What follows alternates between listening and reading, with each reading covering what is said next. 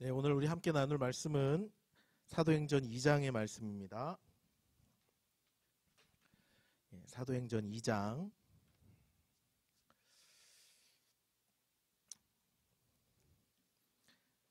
내용은 14절로 42절까지인데요.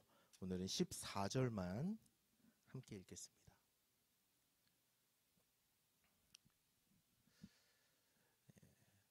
온도가 조금 적당한가요? 더우시면 또 껐다가 켜주시고 주무시면 안 되니까.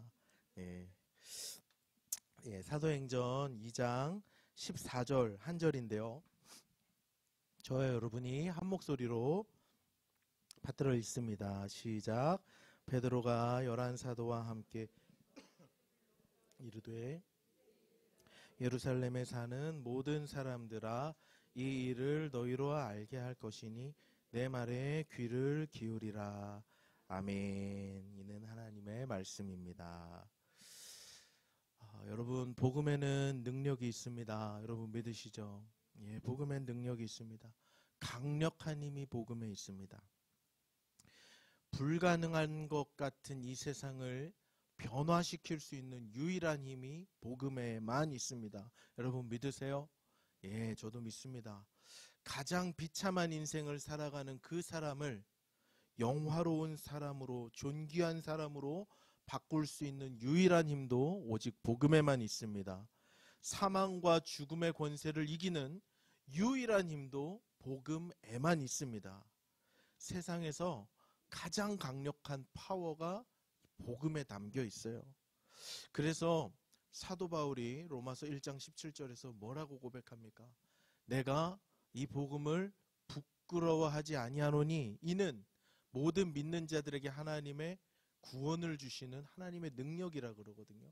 그래서 이 복음에 하나님의 실제적인 구원의 능력이 있기 때문에 이 구원은 죽어서 천국 가는 것뿐만 아니라 이 세상에서 우리가 사망의 종노릇하고 죄의 종노릇하면서 비참하게 살아가는 모든 현실 세계에서 구원할 수 있는 능력이 복음에 있기 때문에 그 똑똑했던 바울이 이 복음을 부끄러워하지 않는다고 이야기하고 있어요.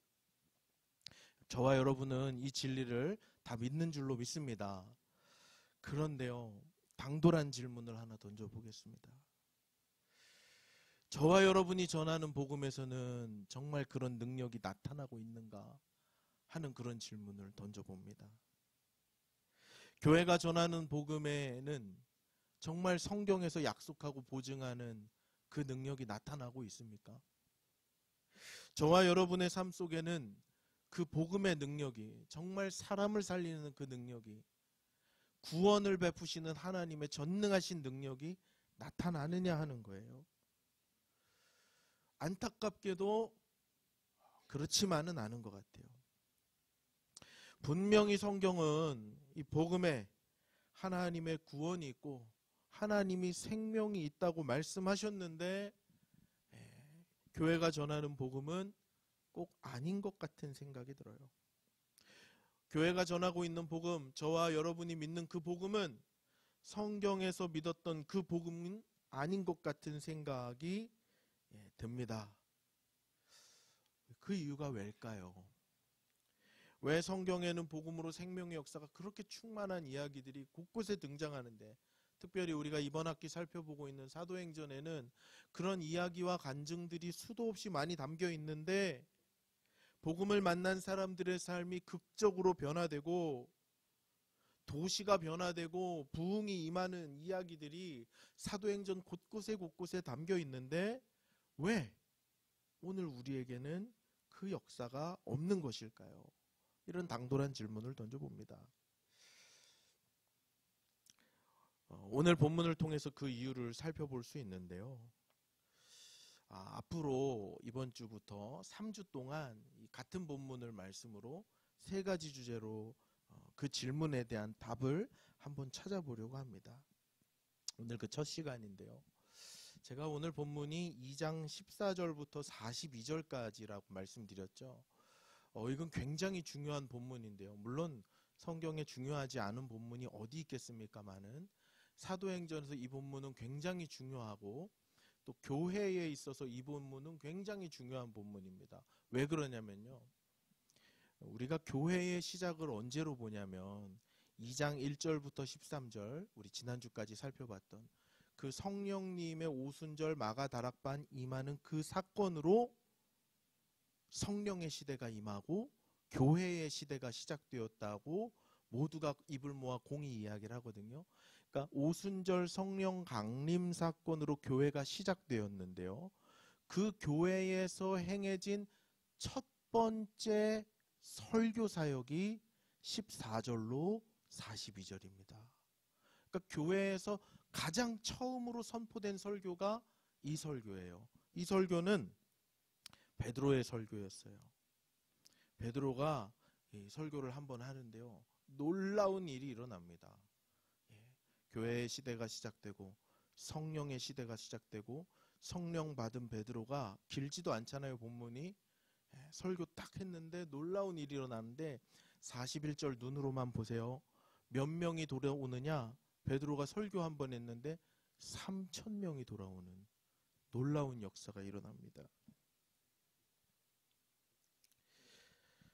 왜 베드로는 한 번 설교했는데 3,000명이 돌아왔을까요? 또 왜 우리는 3,000번을 전도해도 한 명도 안 돌아올까요? 이런 질문인 거예요. 우리 본문 14절 한 번 더 읽어보겠습니다. 시작. 베드로가 11사도와 함께 서서 소리를 높여 이르되 유대인들과 예루살렘에 사는 모든 사람들아 이 일을 너희로 알게 할 것이니 내 말에 귀를 기울이라. 오늘 주목해서 보고 싶은 단어는 서서 소리를 높였다라는 이 말인데요. 베드로가 갑자기 무리 중에서 일어나서 서서 목소리를 높이기 시작했습니다. 큰 소리를 내는 거죠. 수많은 사람이 듣고 있었을 테니까요. 여러분, 어느 때 목소리가 높아집니까? 언제 목소리가 이렇게 확 올라가죠? 마음속에 가득한 일이 있어야죠. 정말로 확신하고 정말로 내 안에 충만한 이야기가 있을 때 나도 모르게 내 목소리가 높아지는 거예요. 베드로는 지금 자기 있던 자리에 앉아 있을 수가 없어서 일어나서 목소리를 높여서 하나님의 말씀, 복음을 선포하기 시작했습니다. 그의 심령 안에는 가둘 수 없는, 잠잠히 담아둘 수 없는 복음의 은혜가 충만했다는 거죠. 그래서 그는 자리에서 일어나서 목소리를 높이기 시작했어요. 성령으로 충만했던 성령 받은 베드로는 그 복음의 은혜로 충만했다는 것입니다. 복음이 그 사람 안에 가득 차 있었어요. 조곤조곤 설명하는 것으로는 채 다 할 수 없는 그 충만한 복음의 에너지가 이 베드로 안에 가득했던 거예요. 그래서 이 터져 나오는 복음의 외침을 막을 수가, 참을 수가 없었던 것이죠. 이 베드로가 소리를 높였다는 것은 그냥 이제 성경을 쭉 읽으면 별거 아닌 것 같은데요. 조금 더 생각해 보면 굉장히 중요한 의미가 있어요. 여러분 지금 14절 말씀을 보시면 베드로가 누구에게 복음을 전하고 선포하고 있습니까? 거기 보니까 유대인이에요. 또 예루살렘에 거주하는 사람들이에요. 지금 예수님 승천하신 지 얼마 안 됐어요. 그죠? 그리고 이게 문자적으로 딱 맞게 떨어지진 않지만 얼추 따졌을 때 예수님 승천하신 지 뭐 한 주쯤 되었을까 뭐 요쯤이었고, 그리고 또 예수님이 부활하셔서 이 땅에 한 40여일 계신 것으로 우리가 알기 때문에 얼마 안 됐어요. 그러니까 불과 얼마 전에 이 예루살렘과 유대 그 지역에는 피비린내 나는 예수님의 사형 사건이 있었고, 그 사형 사건의 주동이 누구였어요? 유대인들이었어요. 로마 정부가 아니었어요. 유대인들이 로마를 사주해서 예수님을 죽인 거란 말입니다. 그리고 그 유대인들과 예루살렘 거주자들이 무서워서 제자들은 다 도망갔죠. 베드로는 공개적으로 예수님을 저주하고 부인했던 사람이에요. 그 무서운 사람들이 지금 두 눈 시퍼렇게 뜨고 여기 와 있다고요. 그런데 베드로는 그 사람들을 향해서 선포하고 있는 거예요. 성령 받고 나니까, 성령으로 충만하고 나니까 시쳇말로 베는 게 없는 거예요. 담대함이 생긴 거예요. 확신이 생긴 거예요. 내가 믿었던 그 예수님께서 알려주신, 전해주신 그 복음의 진리가 정말 하나님의 구원으로 다가온 거예요. 머리로만 아는 게 아니라, 지식으로 아는 게 아니라, 내가 그냥 기독교적 교리에 내 지적 동의를 하는 것이 아니라 이것이 내 속 깊은 곳에서 샘솟아 오르는 진리가 된 거예요. 그래서 그 두 눈 시퍼렇게 뜨고 있는 유대인들 앞에서 목소리를 높이지 않고는 견딜 수가 없는 거죠. 블레싱맘을 우리가 짧게 하기 때문에 사도행전 3장 4장은 다 볼 수 없는데요. 사도행전 4장에서 공회에 잡혀가서 설교할 때 베드로가 뭐라 그럽니까? 내가 하나님 기쁘시게 하랴, 니들 기쁘시게 하랴, 이런다고요. 내가 너 죽일 수도 있고 살릴 수도 있고 풀어줄 수도 있는데 우리 말 듣고 다시는 전도하지 마, 이러니까 베드로가, 그 겁만 턴 베드로가 내가 하나님 기쁘시게 할까, 너 기쁘게 할까, 이런다고요. 성령 받은 사람, 성령으로 충만한 사람은 복음의 확신이 있는 사람이에요. 며칠 전에 주눅 들어서 예수님 배반하고 저주했던 그 베드로 안에 하나님이 주시는 나도 모르는 그 담대함이 생긴 거예요. 성령님이 임하셔서 그 베드로 안에서 역사하기 시작하시는 거죠. 이건 베드로의 힘이 아니었어요. 성령님의 힘이었죠. 여러분, 우리 가운데에도 복음을 믿기는 하지만 이런 확신이 없는 분들 더러 계시죠. 내가 더 세게 믿는다고, 주여 믿습니다 한다고 믿음이 생기지 않습니다. 믿음은 하나님의 선물이에요. 성령님이 우리 안에 계셔 주셔야 돼요. 그래야 담대함이 생기고요. 성령님이 우리 안에 작용해 주셔야 내 안에 담대함과 이 넘쳐나오는, 이 터져나오는 복음이 생기는 거예요. 복음에 확신이 없는 분들 계시다면 성령님을 구하십시오. 전도가 잘 안 되고 하나님의 말씀을 전하는데 뭔가 나도 주눅 들고 이게 맞나 싶은 생각이 들고, 내 자식에게, 내 남편에게 복음 얘기를 하려고 하면 쭈뼛쭈뼛대고, 여러분 성령님을 구하세요. 배워서 되는 게 아닙니다. 그래서 많은 전도 훈련을 가보면 방법론들을 설명하고, 또 한때 한국교회에 유행했던, 저도 그 훈련을 받았는데요. 좋은 훈련이라고 생각해요. 전도 폭발 훈련은 아예 그 풀 텍스트를 다 외우게 하거든요. 그래서 두루룩 하게 하는 거 저도 했었는데요. 좋은 방법이긴 하지만 본질은 아니에요. 성령님이 오셔야 돼요. 전도는 성령님의 역사인 줄로 믿습니다. 복음 선포는 성령님의 역사예요. 사람의 언변의 문제가 아닌 거예요.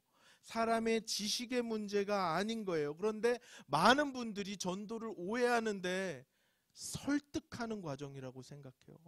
저를 한번 따라 하십시오. 전도는 설득이 아니다. 논쟁할 필요가 없어요. 전도는, 한 번 더 따라하기, 전도는 선포다. 설득이 아니에요. 그냥 내가 믿는 바를 선포하는 거예요. 믿고 안 믿고는 내 영역이 아닙니다. 그냥 나는 성령으로 충만해서 그 벅찬 감격과 감동과 담대함과 확신으로 내가 믿는 바를 선포할 뿐이에요. 이야기해 줄 뿐이에요. 목소리를 고래고래 높이지 않아도 내 안에 있는 강력한 성령님의 힘으로 내가 믿는 바를 이야기하는 게 전도예요. 설득이 아니에요. 논증이 아니에요. 말싸움이 아니에요. 전도를 설득하는 것이라고 생각하면 안 돼요. 하나님은 우리를 기독교 영업사원으로 부르신 게 아니에요. 절대 아니에요. 몇 명 전도해 와라.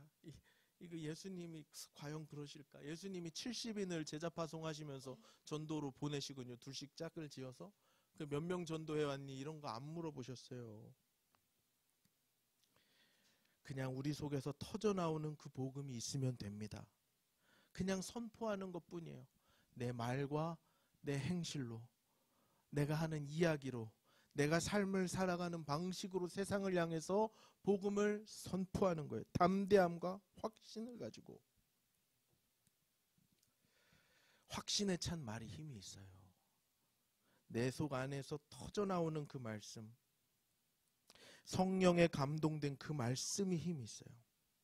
아무리 좋은 이야기고 아무리 좋은 말씀이라고 하더라도 내가 확신하지 못하고 선포하면 아무런 힘이 없는 거예요. 우리 중에서 누가 예수 그리스도의 십자가와 대속의 사건을 모르는 사람이 있겠습니까? 누가 지식적으로 전도하는 것을 못하는 사람이 있겠어요? 차이는 내 속에 얼마나 충만한가? 그게 차이죠. 왜냐하면 내 말로 하는 게 아니고 나와 함께 계시는 하나님이 하시는 것이기 때문에요. 그래서 여러분, 베드로와 우리의 차이는 그거예요. 성령으로 충만해서 확신과 담대한 가운데 선포하는가? 그 차이예요. 그래서 파워가 있습니다. 재밌는 이야기 하나 해드릴게요. 복음을 전도하는 복음 전도자 한 분이 계셨어요. 늘 복음을 전하는데 너무 속상한 거는 아무리 전도해도 아무도 믿질 않는 거예요. 얘기를 들어주려고 하지도 않고 겨우 한 명 잡아서 복음을 전해보면 믿지를 않는 거예요. 너무 낙심이 됐지만 이 사명이 있어서 늘 복음을 전했는데 옆마을에 가보니까 사람들이 모여 있어요. 뭔 일인가 가봤더니 약장수가 한 명 왔습니다. 약장수가 와서 막 약을 팔아요. 그런데 자기가 딱 봐도 저 사람 사기꾼 같은데 만병통치약 막 이러면서 뭐에 좋고 뭐에 좋고 뭐 이거 먹으면 하여간 뭐 200년은 살 것 같이 막 약을 파는데 그 아저씨가 몇 마디 하니까 들고 왔던 약이 동이 나도록 사람들이 다 사갔어요. 사람들 다 떠나고 아저씨는 장사 접고 퇴근하는데 이 복음 전도자가 약장수를 찾아가서 당신 어떻게 그렇게 약을 팝니까? 약을 잘 팝니까? 나도 약을 파는데 내가 파는 구약 신약 잘 안 팔립니다. 영업의 비밀을 가르쳐 주십시오. 이렇게 했는데 그 약장수가요. 뭐라 그랬는지 아세요? 이거 웃긴 얘기인데 여러분 오래오래 기억하세요. 나는 가짜를 진짜처럼 팔고 당신은 진짜를 가짜처럼 팔기 때문에 그렇습니다. 이렇게 말했대요. 여러분, 우리가 가진 복음은 진짜예요. 진짜예요. 이거보다 더 강한 힘은 없어요. 이거보다 더 강력한 생명과 이것보다 더 강력한 축복은 없어요. 우리가 가진 게 진짜예요. 근데 우리는 이 진짜를 가짜처럼 팔고 있는 것은 아닌가?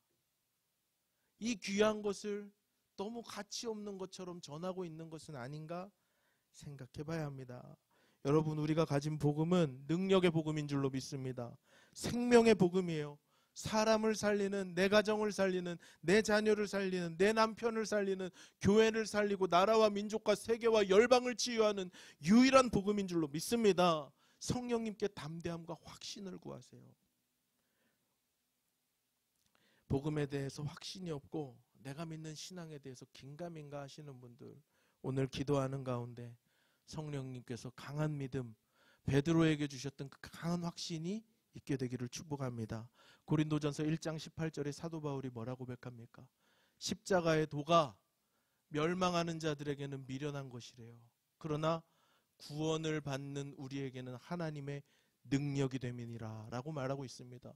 사랑하는 여러분, 복음의 능력으로 살아가실 수 있기를 바랍니다. 성령에 사로잡혀서 이 복음이 바울에게 진짜가 되었던 것처럼 또 베드로에게 진짜가 되었던 것처럼 우리 앞을 살아갔던 수많은 믿음의 선진들에게 진짜가 되어서 정말로 능력이 된 복음으로 살아냈던 것처럼 저와 여러분 또한 이 복음에 사로잡혀서 담대함과 확신을 가지고 복음을 선포하는, 복음을 누리는 하나님의 사람들 다 되실 수 있기를 우리 주님의 이름으로 축복합니다.